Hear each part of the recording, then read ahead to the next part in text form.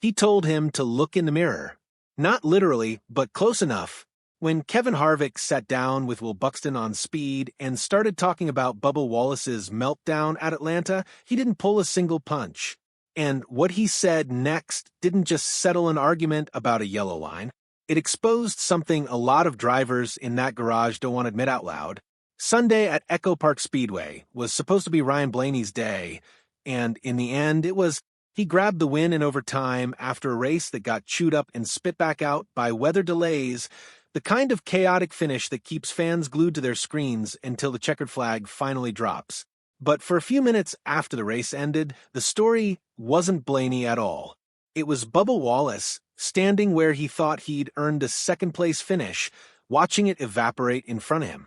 NASCAR's penalty hit like a freight train. 27 points gone. A finish that would have had Wallace sitting pretty, with an 82-point cushion, above the cut line, got wiped down to just 55. For a driver fighting to keep his season alive, that's not a rounding error. That's the difference between breathing easy and sweating out every single race from here to the end of the year. The rule itself sounds almost bureaucratic when you read it cold. Section 8.7.2.a, advancing your position below the double yellow line. But strip away the rulebook language, and it's simple. You don't get to dip below that line and come out ahead of where you started. NASCAR watched the replay, made the call, and dropped Wallace from second all the way down to 29th. Race over, and suddenly his whole day looked completely different on paper. Wallace wasn't having it. He went straight to the media and laid out his case like a man who genuinely believed he'd been wronged.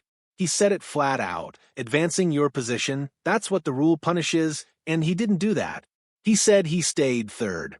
He said he was riding the brakes the entire time, doing everything he could not to gain an inch he wasn't supposed to have. In his mind, the second he turned down and realized the car wasn't going to cooperate, alarm bells went off. He got on the brakes. He tucked back underneath the cars around him. And still, somehow, he ended up side by side with them anyway. His argument was that if he'd actually wanted to cheat the line, that move should have rocketed him into the lead outright. And it didn't, because deep down he knew the second he tried it that something was off. It's a compelling story when you hear it from Wallace himself. Passionate, detailed, the kind of explanation that sounds like it's coming from a guy who really believes what he's saying. But NASCAR didn't buy it. And when Kevin Harvick weighed in, he made it clear he didn't buy it either. Harvick has never been the type to dance around a topic, and this was no exception. He told Buxton this was about as easy a rule as NASCAR has to enforce. Watch the tape, he said. Watch Wallace go from being tucked in behind those cars to suddenly running beside them.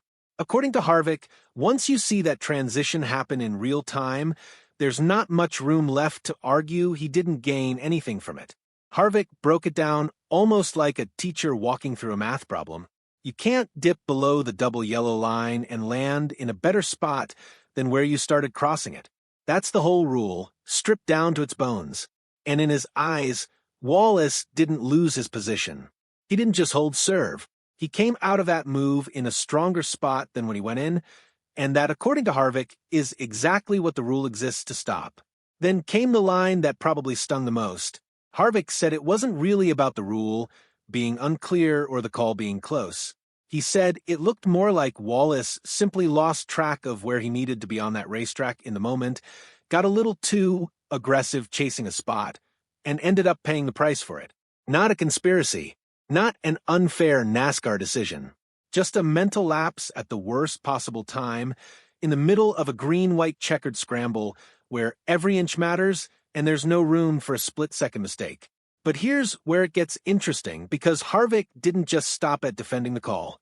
He pivoted into something bigger, something that might actually matter more long-term than this one penalty.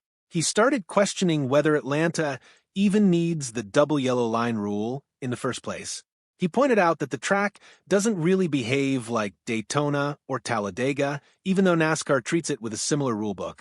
Down the front straightaway, he said, the racing surface gets rough, bumpy, unpredictable, the kind of track where drivers naturally drift and cut through different lines just trying to find grip. In Harvick's eyes, that changes the whole context of what the double yellow line is supposed to prevent. He was careful to say it wouldn't have changed anything about Wallace's situation specifically. The call was still the right call under the rule as written.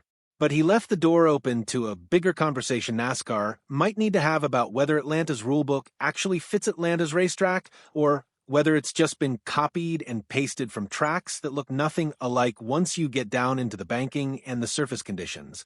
That's the tension sitting underneath this whole story. On one hand, you've got a driver in Bubba Wallace who is fighting for his playoff life, standing on a podium of frustration, insisting he did nothing but protect his position under pressure. On the other, you've got a NASCAR Hall of Famer looking at the same footage and seeing a driver who simply got a little too hungry in a moment that demanded patience instead.